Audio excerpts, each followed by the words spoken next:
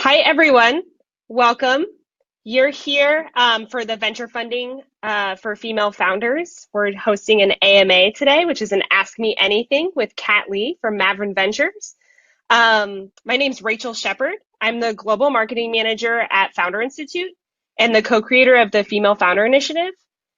A little bit about the Female Founder Initiative really quickly before we introduce Kat is the Female Founder Initiative is powered by the Founder Institute, which is the world's largest pre-seed accelerator. We're here to help women start, launch, grow, and fund their companies. And we're here to do that worldwide. So we work with women all over the world in more than 65 countries and 180 cities. And we support them and the growth of their startups through our newsletter, Slack channel, partner resources, office hours, and now our webinar series. If you're interested in learning more, you can go to femalefounderinitiative.com. And if you're interested in learning more about Founder Institute, you can go to fi.co/enrolling to see where we're enrolling for our program around the world. But without further ado, I want to introduce Kat Lee, who's a partner at Maveron Ventures. And we're so honored to have her here with us today. Kat, do you want to share a little bit about yourself? Yeah, first, Rachel, thank you so much for having me. I am truly excited to be here and to be the first one to kick off the webinar series. So hi, everyone. I can tell you, I guess my path to venture is probably a pretty unique one that I never really intended to find my way here, but I eventually did because of one stat. And I'll get to that story. But I started my sort of career here in Silicon Valley. I was born and raised in Santa Clara. I followed in my dad's footsteps. He was a physics major turned engineer. And so similarly, I majored in computer science and became a software engineer at the company that he had spent 40 years at, which was Lockheed Martin. Um, I very quickly realized that I wasn't passionate about the defense industry and sort of broke out on my own to really figure out what was I passionate about? What did I really want to do if it wasn't to do what my parents wanted me to do? So I went to grad school and I knew that I wanted to work on products that I used every day and products that I felt people were using and that were really improving people's lives. So I interned at Google. And in that internship, I loved the people that I had met, loved working on things that I used every day. But obviously, Google was such a huge company, and that was in 2007. And I saw a speech. I mean, Sheryl Sandberg spoke to us interns, and she talked about why she joined Google and that she joined because she knew that it was going to become a rocket ship. So I kept thinking in my mind, what's the next rocket ship? I looked, of course, all around at the products that I use every day and what people were using around the classroom, and it was Facebook. And Facebook, of course, wasn't coming to recruit MBAs. So they were recruiting engineers at Michigan. I crashed a pizza party, introduced myself to the recruiter, got the offer to join Facebook. And when I said I wanted to join, they wanted me to drop out of business school. So I talked to my professors to help me graduate early and started at Facebook in early 2008, was there in the 4 years leading up to the IPO. And so saw that crazy growth in various roles as a product marketer and developer relations and program manager as Facebook grew from 400 people to 4,000 people at the IPO, and wanted after that point to do it all over again. So I joined Pinterest at 35 people as a third product manager, had the opportunity of starting and leading our growth team, helped us grow to 100 million monthly active users, then stepped in to lead our partner marketing team. And then my last role over the course of 6 years was as reporting to our founders as head of culture and scaling Pinterest across 15 offices. And by the time I left, Pinterest was 1,500 people. So seeing that growth from 35 to 1,500 people over 6 years was such an amazing experience that I really had to think about, what did I want to do for the next chapter of my career? If you know me, I am the type of person that likes to push myself to do the uncomfortable. And at that point in my career, I had felt really comfortable at Pinterest. So I saw the stat that was published in Fortune magazine that said that out of all the venture capital funding, only 2.2% goes to all female founders, companies that were started by all female founders. And I was shocked by that stat and also wanted to see what I could do to make a difference in changing that ratio. So I started angel investing, and I angel invested at first by enrolling in YC, which is Y Combinator Startup Investor School. Then I applied and got into First Round Capital's Angel Track. And lastly, I was scouting for Sequoia. And through that process, I met a woman named Aileen Lee, who led Cowboy Ventures, as well as was one of the women who started the All Raise movement. And she told me that I should be a venture capitalist and made a lot of introductions to different firms. And that's how I met the Maveron team. I just truly, truly loved the team's culture, their focus on consumer and improving the lives of the consumer, and really investing in accordance to their values. So that's what led me here. That is wonderful. And thanks for sharing that with us. Lesson learned, crash pizza parties where you can could be life changing. But that's really incredible that you've made these decisions in your career in order to help women get their companies funded, because that's incredibly important. And I know you put on your bio that the goal is to get to 50% in the next 50 years, right? And hopefully we can do that sooner. Mm-hmm. And ideally we can come up with new ways to get there faster and get more women funded, right? Yeah, definitely. Awesome. So Kat has generously provided her time for us to get the most pressing fundraising questions answered. And so we had questions submitted from all over the world. And right now we have an amazing audience joining us from Berlin, Brazil, Chile, Montreal, Argentina. So people are all over the world with us right now. And we're going to talk a little bit about the following categories of fundraising and preparing for fundraising.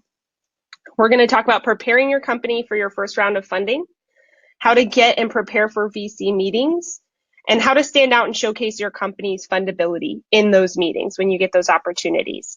So we'll start at the top with some of the questions that were submitted in advance, and please feel free to ask questions as we go through this webinar. We want to make sure that we're helping as many female founders as possible today get a little closer to closing that next round of funding. So we'll kick it off to start.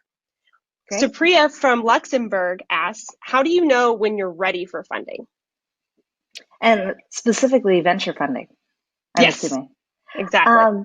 So one of my partners uses the analogy that venture funding is like rocket fuel.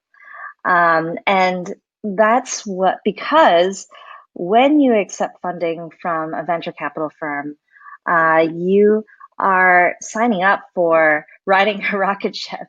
And there is a certain amount of expectations around building a multi-billion dollar company in a short amount of time.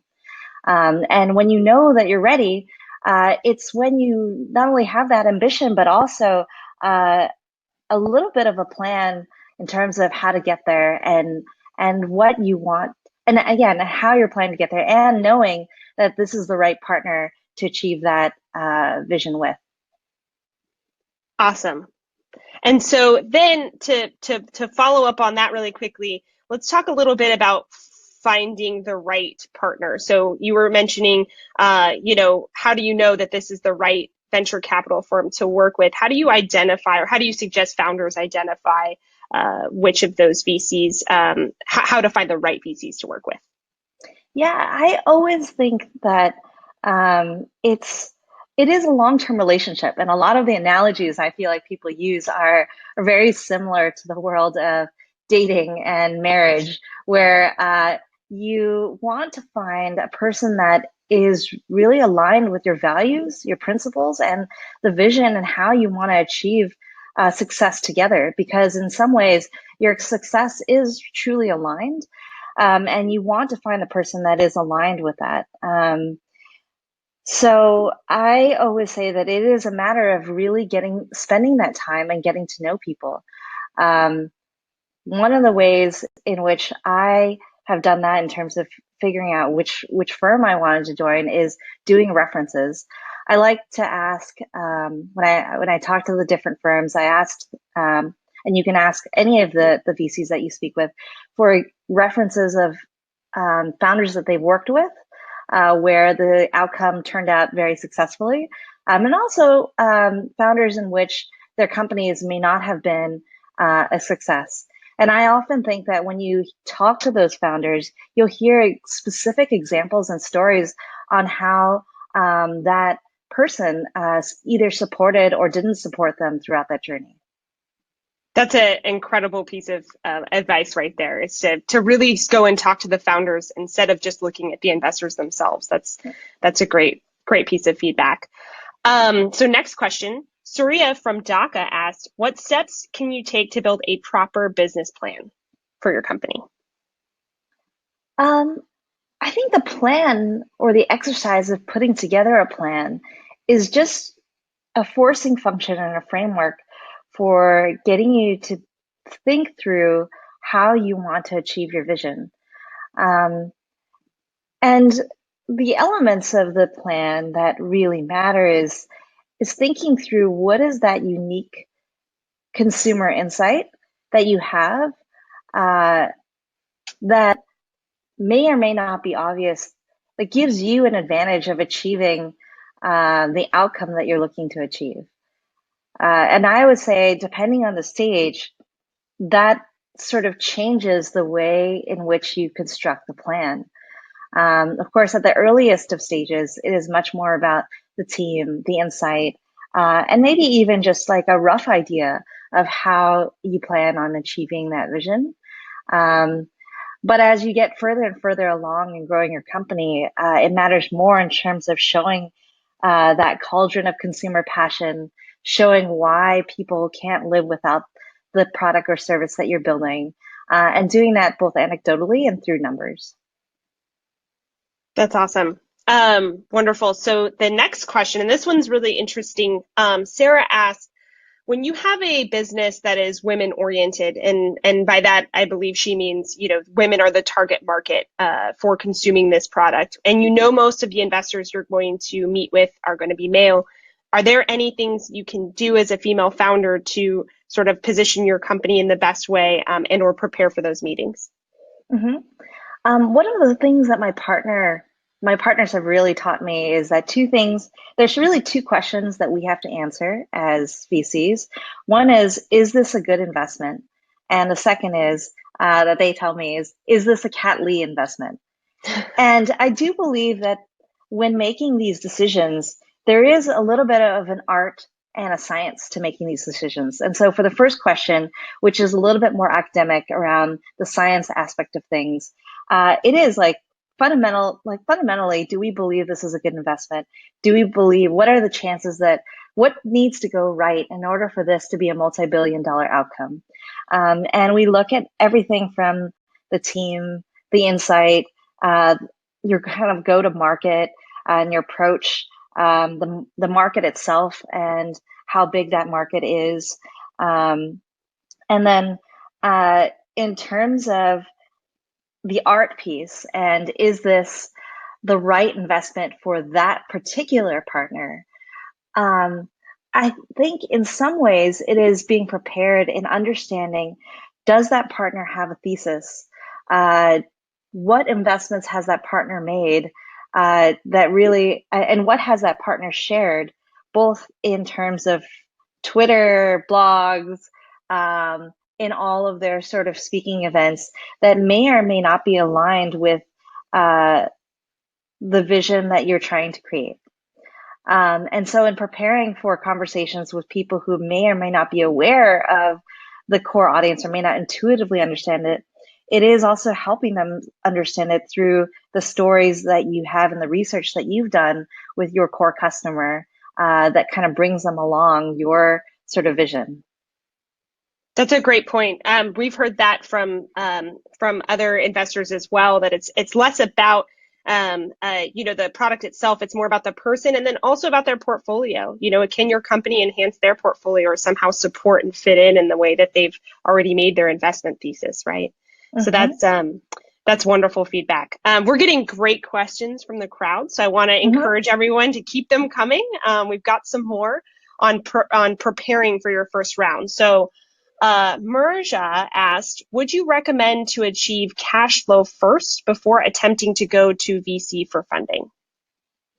Um, no, it's not. I mean, obviously, with any of these answers, it's there's never a one size fits all.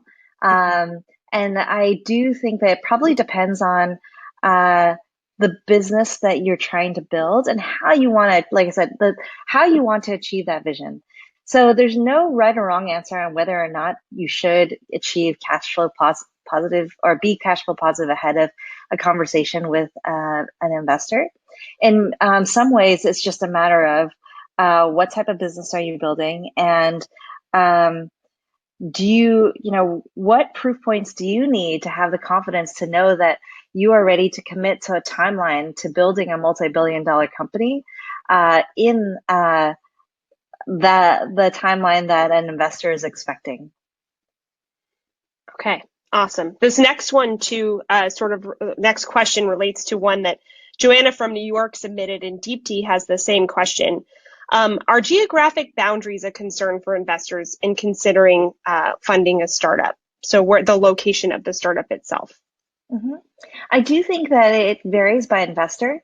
We are primarily US focused. We have some investments in Canada as well. And for us, it's just because when we think about the partnership or the partnership with you as founders, we want to be, we see ourselves as an extension of your team. And one of the ways in which we can truly add value is to be there for you whenever you need. And so I've hopped on planes and many times to help our founders either close a candidate, hire candidates, um, help them with any sort of operational need that they have, or be able to introduce them to a lot of our network, and our network of experts and founders and advisors all happen to be within the US. And so the geography constraint is really more dependent on us being able to achieve the type of partnership that we want to have with our founders. And a follow-up to that, Aisha from DACA asked, how can female founders create relationships with VCs in the US if they live outside the US? So similar to that network question, right? That's such a big part of it. How do they sort of break in and get in front of VCs and when they live far away? Yeah, I think it's in some ways many VCs are pretty accessible through a lot of these new platforms. I mean, Rachel and I met on Alpha, and for Yeah. those of you who know, it is a platform it's a community for women in tech. Um, and a lot of times, founders I mean, most VCs are completely open. DMs are open on Twitter, Instagram, and in any of these sorts of events, we try to make ourselves available to help and really give back to other founders who may not have the same access. I'm very conscious of making sure that we're accessible to founders who may not have that access to the small network of people within the Silicon Valley. Yes, that's excellent feedback. Okay, great. So we're going to move on and to talk a little bit more about preparing for VC meetings, because I know that this is a getting and preparing for them, because this is a big topic for a lot of founders. So similar on that same thread, we were just talking about how to get in front of VCs. We want to know Rochelle from Orange specifically said, we touched a little bit on how to identify investors and the best ones for you. Is there any, tools or tips you can give on how to go about sort of searching through the wide array of investors that are available? Yeah, I think the best thing to do is, uh, I mean, there are many investors that are out there. First and foremost, it's about thinking about the stage of capital, what stage you are at as a company, and finding first. I think one of the biggest filters is filtering by stage. Whether that's looking for angel investing, seed stage or seed investors, Series A and beyond. That will help narrow that down. Second is to really look at investors who have invested into, who have either stated that they are interested or looking for companies that are that match what you're building. A lot of the platforms, or a lot of partners have put that sort of call for companies out there on their own platforms, whether that's looking up what they've been writing about on Medium, what they've been saying on different podcasts. Twitter seems to be a really good platform for a lot of investors. And then, of course, looking at the investments themselves.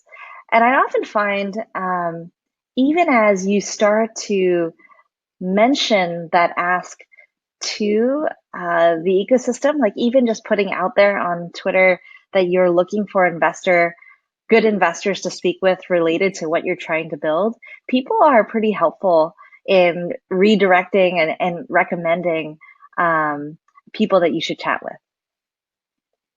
That's a great tip. Yeah, that's exactly how we met, just like you said on Alpha. Yeah. Awesome.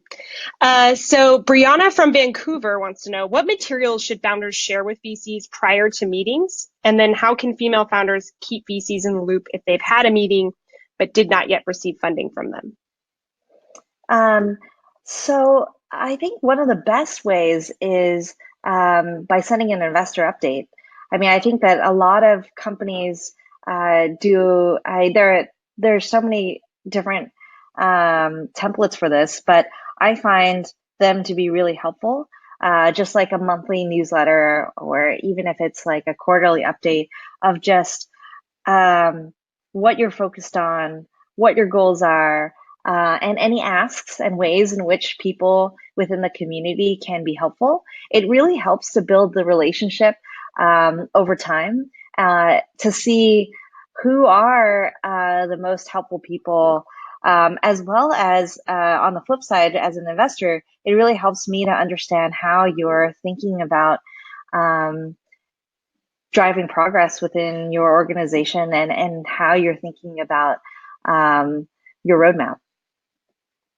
Right. We're copied on a lot of those too at the Founder Institute. And I find the most interesting ones to include something about them personally. So something that they're Mm-hmm. working on or doing, and showcases them as a person. And those are the things that sort of draw my eye, in addition to, a very well structured update. So that's Mm-hmm. great feedback. And then one other thing is, Joanna from New York wanted to know, should you build relationships with VCs before you're ready to raise? So, a lot of it is preparation to raise, and then the actual fundraising process, which is quite time consuming. So what are your thoughts on that? I think as long as you, I mean, it's really more of a trade-off on time. And I find that it is just similar to overall networking and overall getting to know other people within the ecosystem. It's always helpful to start building that relationship ahead of when you need that relationship. But I do think it's much more of a personal preference.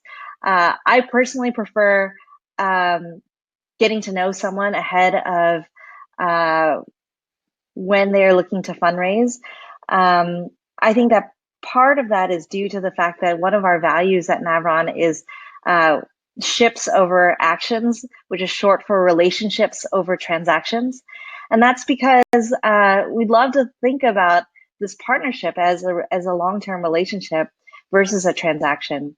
And like I said, that's more philosophical. And I also think that hopefully by building that relationship early, you do get a sense of that person's, how that person or investor is thinking of making that decision. And I do think that, like I mentioned, there is a bit of a science to it, some shared knowledge on how people look at or VCs look at investments.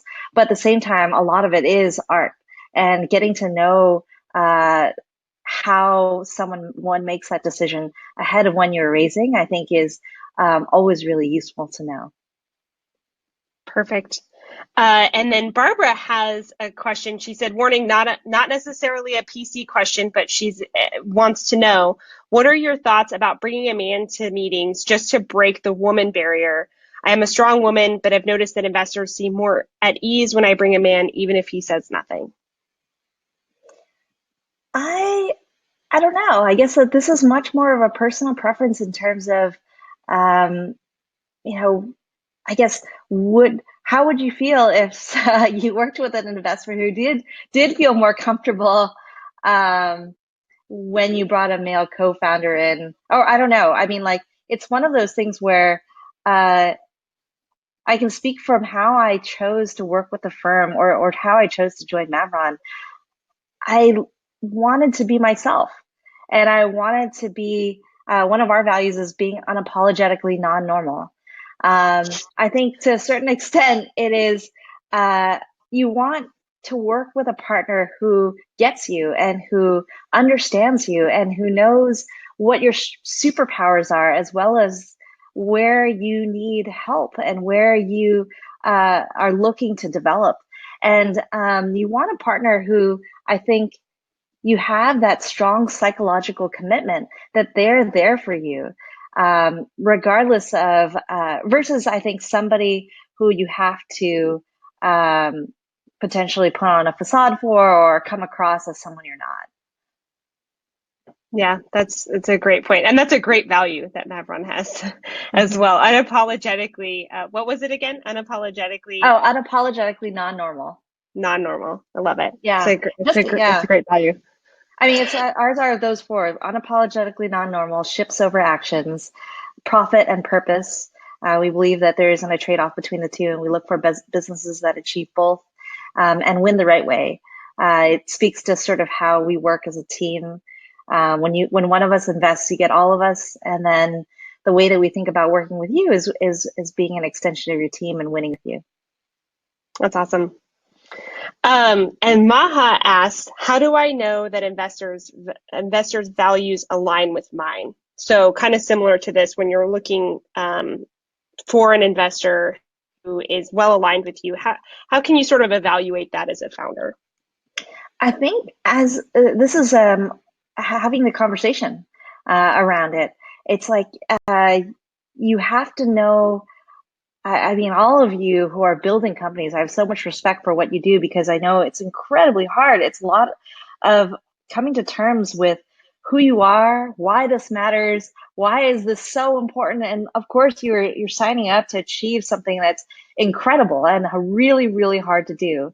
And when you meet a partner or when you meet an investor, I think it's trying to have that conversation around, are you aligned in what you are looking to achieve and who you are and why you believe that you're the right person to achieve it. And in trying to figure out that alignment, I always just say be direct.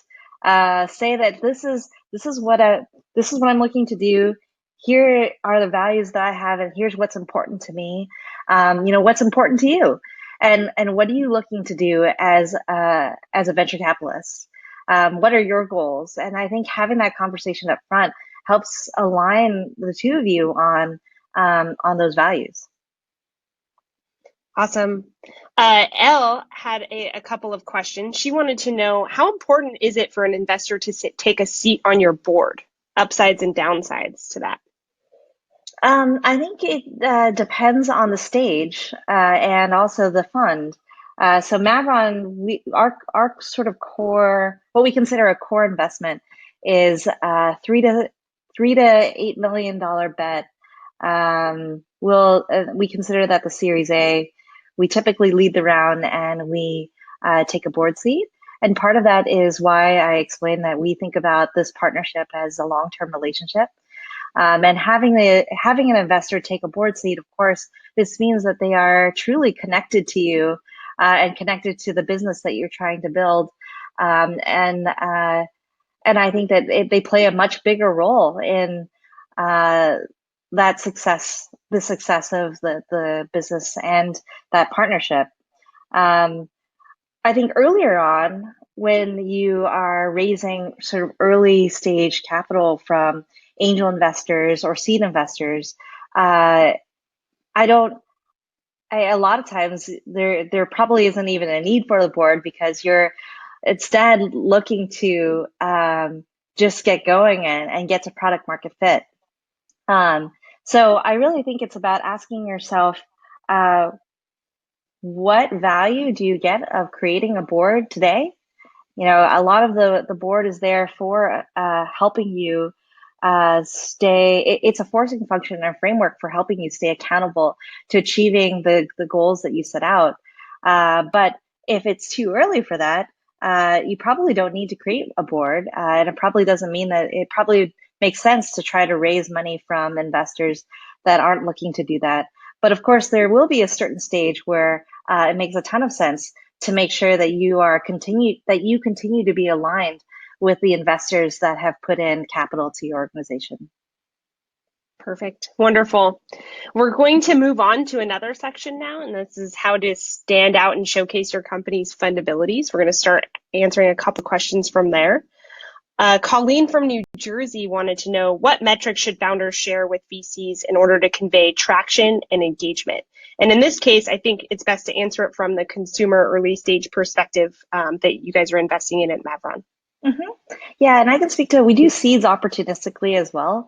Um, so at the seed stage, really what we're looking for is, uh, you know, in some ways, it is a lot about the team. You may or may not have built a product yet. You may or may not, you might have had a prototype. You might have really done a lot of customer research, but any sort of financial projection or any sort of, a lot of times we know that a lot of it is a projection and a lot of it is um, unknown at the seed stage. So we look for what are some indications that you have a unique insight into this consumer and what you're trying to build? Is there one of the Mavronisms we throw out there all the time is there a cauldron of consumer passion? And one of the ways in which you can show it is, of course, have you built an audience that has shown demand for this product that you're trying to build? Is there a following that you've, shown an engaged audience on any of the social platforms? If you've built a product, are there reviews? And are there early sales that show that people really, really want this and that they can't live without it? And earlier on, you might not have a lot of the financials, but you may have indications like NPS or what we call there's two ways to ask the NPS question or the Net Promoter Score question with your consumers. One is, would you recommend this? But another way to ask is, would you be sad? How sad would you be if this product went away? Um, and so just showing those examples and ways in which you have that cauldron of consumer passion is incredibly helpful. And then, of course, at the Series A, we're looking for product market fit. And what that means is that it's clear that there's something working. And really what you are looking to do is scale that business. And of course, that is when we do dive into by cohort. Can we start to see evidence that there is strong engagement? So if you're building a social app or if you're building a consumer experience, when people sign up for this, are they continuing to be engaged after a month? And long term, what does that look like? What percentage of your customers continue to be engaged? And similarly, if it is the e-commerce business, we're looking for, do we see repeat customers? And do we see them continuing to engage with your brand and your product long term? That's very, very helpful and detailed. That's wonderful. I think that'll help. Hopefully, Colleen, that answered your question. And the next question is from Linda. So she said, you mentioned team a lot as a critical factor for selecting a startup that you want to work with. How do you assess the quality of a team? Mm-hmm. I think we look a lot for, in many ways, like I said, we first try to get to know you and your history. and why this matters, because you are signing up for an incredible journey. And, uh, we want to really understand that underlying motivation, but also what insights you have on why this matters and why you uniquely are positioned to achieve that outcome and that vision. Um, I also really try to get to know your level of self-awareness. How much do you understand your superpowers and the types of people that you'll need to hire to complement that? And then also, a lot of investors speak about this as like founder market fit. So that is one. And then the other is like, given uh, the hires that you've made so far, if you have, what is your ability to continue to hire great talent? Because at the end of the day, um, for any of the businesses that we look to invest in, like I said, a multi-billion-dollar outcome, you will be hiring hundreds, if not thousands, of people and building an organization that can scale. And so, to what extent can we assess early on that you have that determination and the raw talent and skill sets to evolve to do that? Wonderful. And Nikki had kind of a related question to Linda's as well, which is if you see, how do you perceive solo founders versus small teams? So you're working in that the seed and Series A stage is where they're just starting to get going. And so is there a way to strengthen the appearance of being a solo founder, or is there a bias at all? Um, I think, to be honest, like there's been multiple examples of successful outcomes with solo founders, although there are a lot more examples, I believe, with multiple founders. And so there isn't obviously one path to success. I think it's trying to really understand, like, if you've made the decision to start a company as a solo founder, just getting a better understanding of why and how you're thinking about that going forward, and and the sort of support and team that you're going to need to build around you. Yes. And so Genevieve asked a similar question related to that too. Do you have any tips for acknowledging those obvious needs, right? So if you're a solo founder, you're obviously going to need to hire, co-founders and a team at some point. When you're pitching, how do you best present yourself as a founder and also know that you have some various obvious needs, whether it be team or growth, to address? Mm-hmm. Um, I think it is a matter of, I don't know, I guess like I prefer that this is all about just understanding what those needs are, and being very self-aware around those needs and around what you think you'll need, and then communicating those things. In some ways, it is uh, more around your conviction, um, on given what you've learned and how you're thinking about this.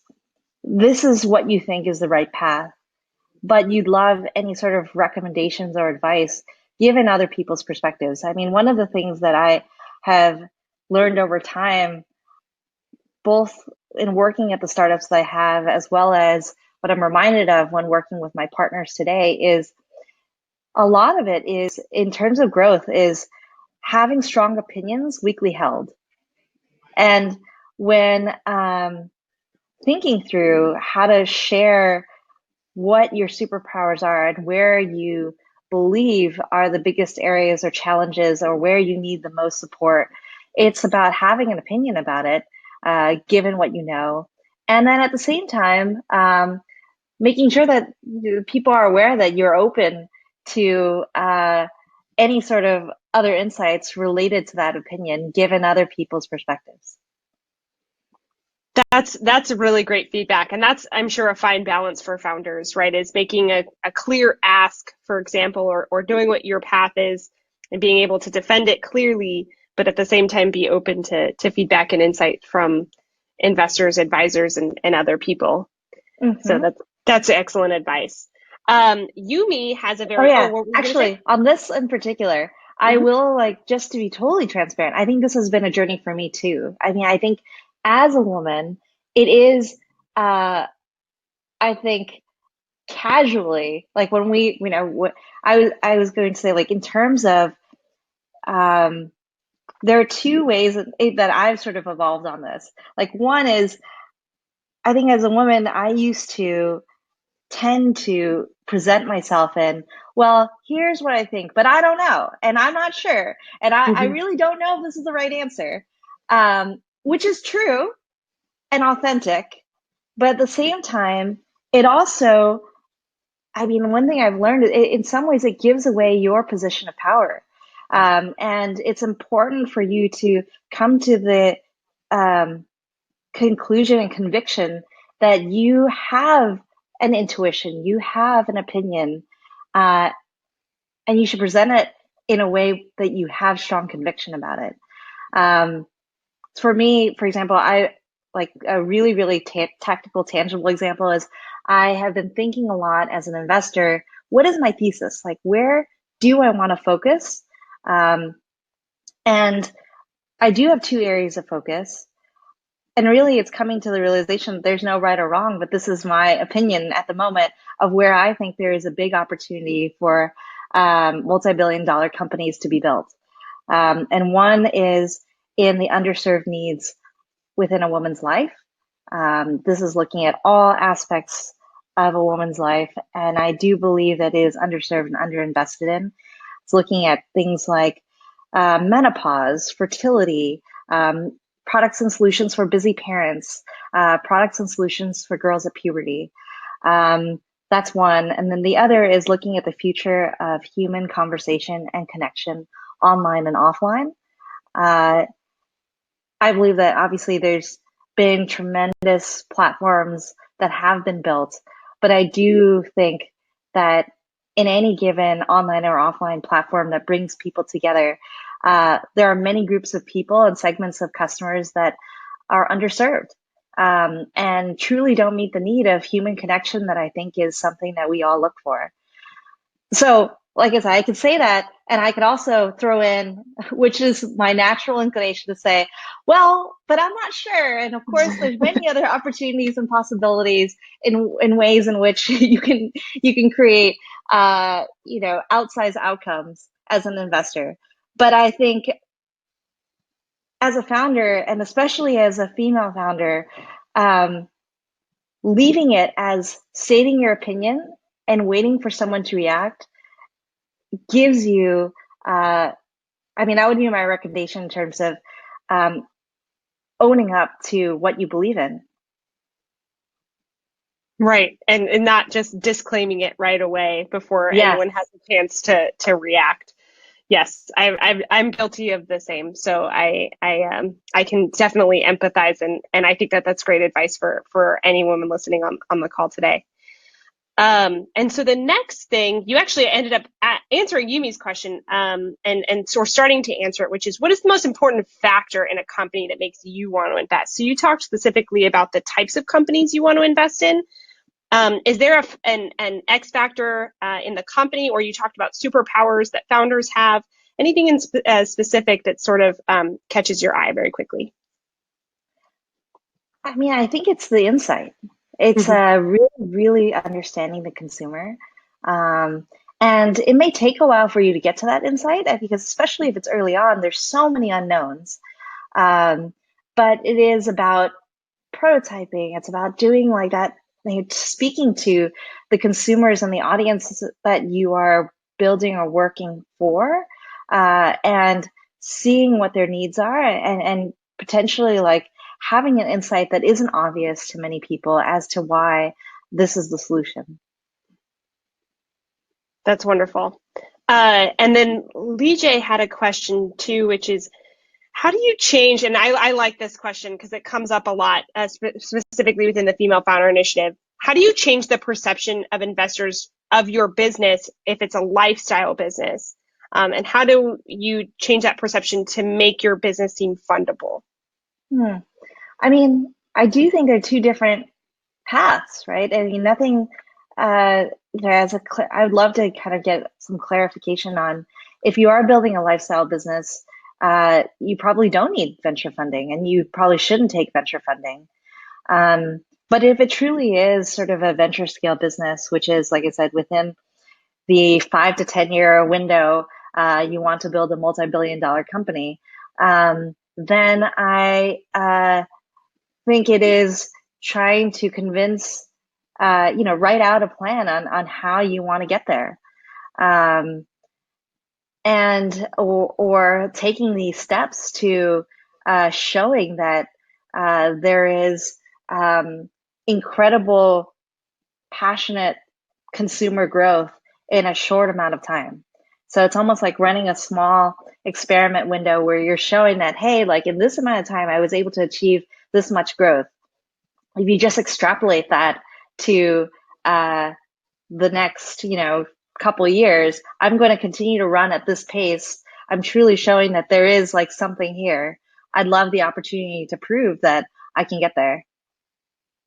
Agreed. I know in terms of fashion and beauty products specifically too, I think sometimes it's a matter of changing the founder's perception of their own business as well. And so sort of looking at it as what technology can you include in your company that could make this a venture scalable business. Mm-hmm. Like Third Love or, Warby Parker, these bigger companies that, yes, they sell consumer products that are, in the clothing category, but they're much, much larger businesses at the end of the day. Oh yeah, I was gonna say, like, I guess I don't ever, I actually consider a lot, like, what is, maybe it's coming back down to what is your perception of a lifestyle business? There are several venture scale businesses that are in clothing, fashion, and beauty, and especially in our portfolio, like Allbirds, Everlane, Imperfect Produce, Mm-hmm. Dolls Kill, a lot of that stuff. I mean, there are so many companies out there now that have grown to venture scale, Glossier, Rent the Runway, Mm-hmm. um, that are in these specific categories.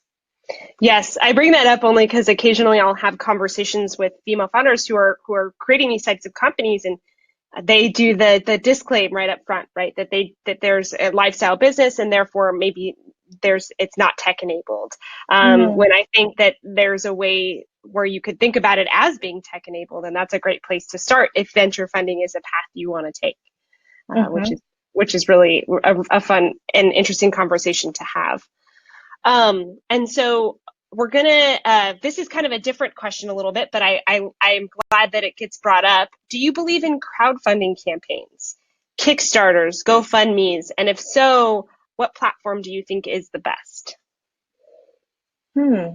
Um, I think that it is one way in which to show that there is uh, consumer demand for your product. It's not a necessity, but it is a potential path to get started. I know that the Allbirds team started by running a Kickstarter. I don't know enough to give you a recommendation in terms of which path or which platform is the best one.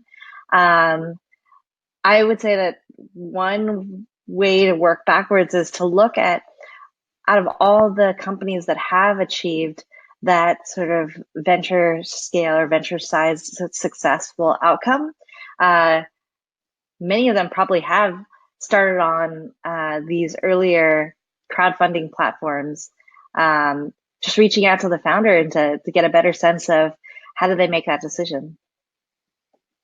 That's a great piece of feedback. Go directly to the source, right, and see which one is the best based on their experience. Mm-hmm. And then one other question too, sort of tangential to that is, do investors appreciate founders' previous fails as an opportunity or an opportunity of growth rather, or do they see as another risk of failure, specifically for women founders?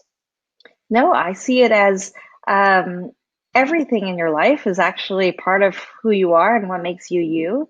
And I think that all of us have learned from all of our experiences collectively. So the fact that you have seen what the fact that that was part of your journey and may fuel like what you are thinking about as the next step, it actually speaks to some of your superpower and some of the experience and knowledge that you have that will contribute to your grit in building sort of this next company.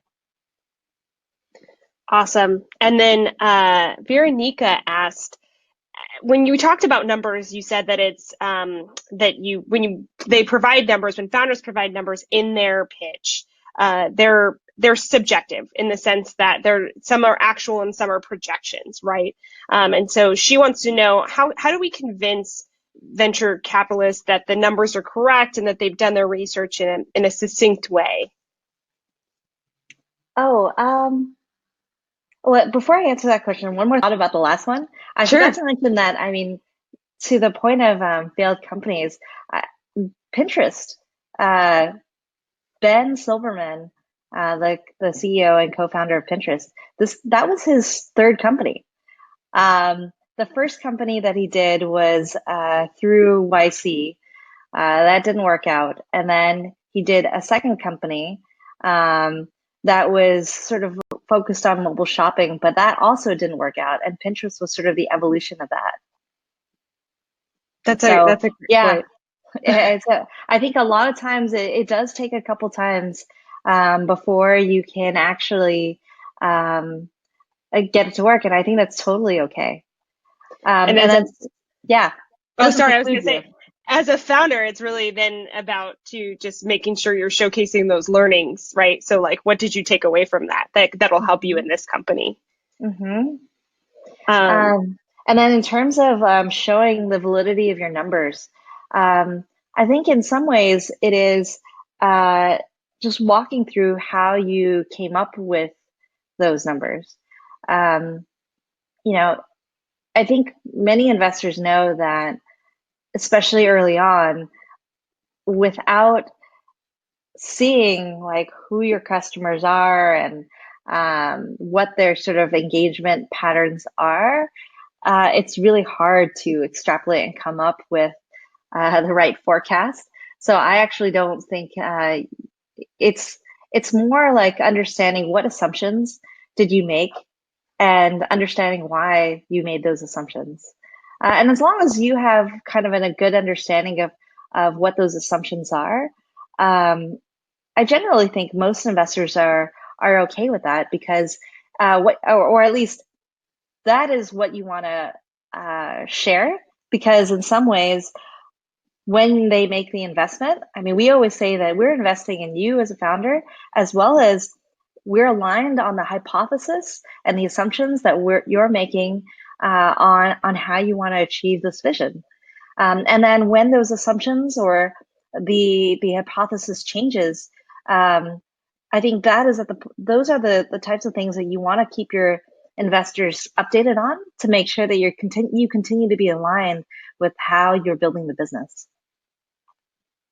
that's great feedback. And then Carolyn from Sacramento wanted to know if you get a no from a VC, how do you get them to sort of tell you why they didn't move forward with the investment? And I think what she's looking for too is actionable feedback as to why, right? So not just the no, but maybe later, or it's really great, but no, something that she can take and move forward on to her next conversation. Yeah, I think it's asking. I think it's just I've had founders sort of write and say, I really appreciated the conversation that we had. Would love to, if you're open to it, schedule some follow up for feedback. And knowing that you're open to feedback is very helpful.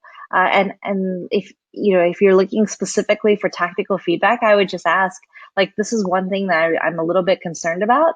Do you have any sort of tactical feedback around how to discuss it? That's great. And then Aaron asked, have you noticed different pitching styles between men and women founders pitching to you? And if so, is there something you think that women could do more or less of when they're pitching to give themselves a little bit more of an advantage and to, try to just improve their pitch ever so slightly? Um, I don't, I guess like I don't see that there's a huge difference. Um, I do think more stereotypically. We do tend to see a lot. I mean, this is like the research that we've seen in the workplace, where I forgot if it was Harvard Business Review that did a study that said that men overestimate their capabilities and women tend to underestimate their capabilities. Is Yes, I believe I that read right? that just this morning. I think it was HBR in 2014 they released that study. Yes. So that similar effect tends to be true when we see people pitching. Um, a lot of times, male founders tend to be overly confident in terms of their projections, and women founders tend to underestimate what they can achieve. And we've actually seen an example of this within our portfolio of um, uh, women that we've invested in have actually continued to outperform, but they kind of underpromise and overdeliver. And I think that, in terms of just being aware of that, um, and maybe even stating what you believe the range could be, because at the end of the day, projections are truly a range of outcomes that you're looking to hit, uh, could potentially help. Because I understand the struggle. I can totally relate. Like I know when speaking to a lot of women who have started companies, they want to ensure that they can achieve those goals, and they usually have shared that, like, look, like this is what I know I can achieve. And there are studies that show that women kind of make sure that they're overly qualified before they sign up for or apply for that job or ask for that raise. And so just knowing that and being aware of that, um, potentially like ask yourself if you're doing that, and see if there's an opportunity for you to push yourself, or have a set of friends who can push you. That's my sort of hack. I personally, uh, I personally struggle with this too. Um, and I have a group of friends who I'm very thankful for that continue to tell me to just, I mean, one of my friends likes to always say, and it sounds very crass, but sometimes I need to hear it. My friend says, Kat, you need to grow some balls. Um, just like go do it. Don't think about it. You don't need to think about this.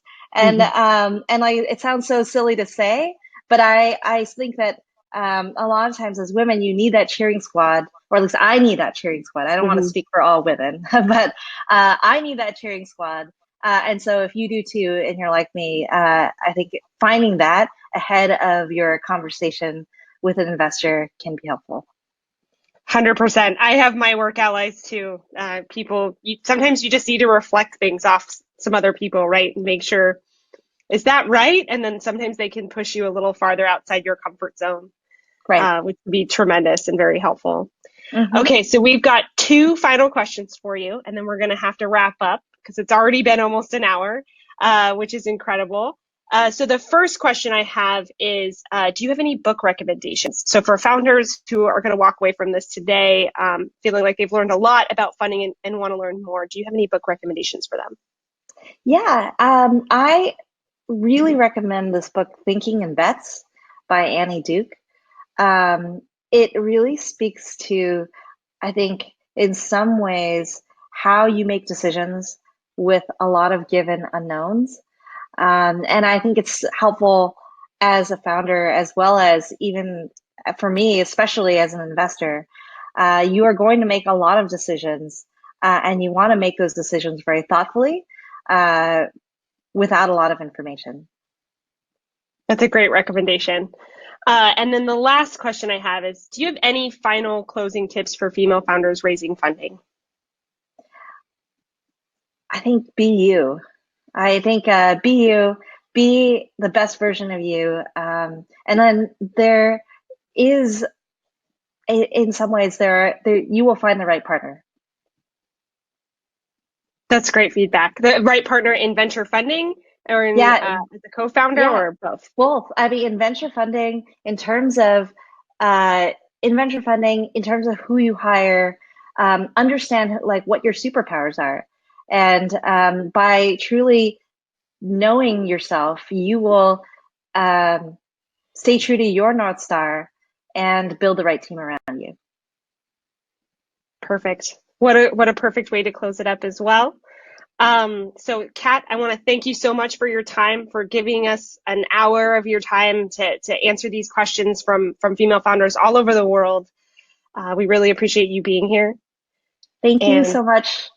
Really yes, appreciate it. And if anyone has any follow-up questions, I am open. My email is on Maveron. So it's like cat@maveron.com. So you can always email me. wonderful. That's a wonderful resource. And thank you again for your time. Thank you to everyone who submitted questions. We couldn't have this conversation without you, so we really appreciate it. You submitting them in advance and also joining us here today and submitting questions in the chat as well. Everyone will get a copy of this webinar in the next few days. And this is a recurring series, so we look forward to sharing the details of the next webinar with you as well. And I want to thank everyone for their time. Have a wonderful day. Thank you.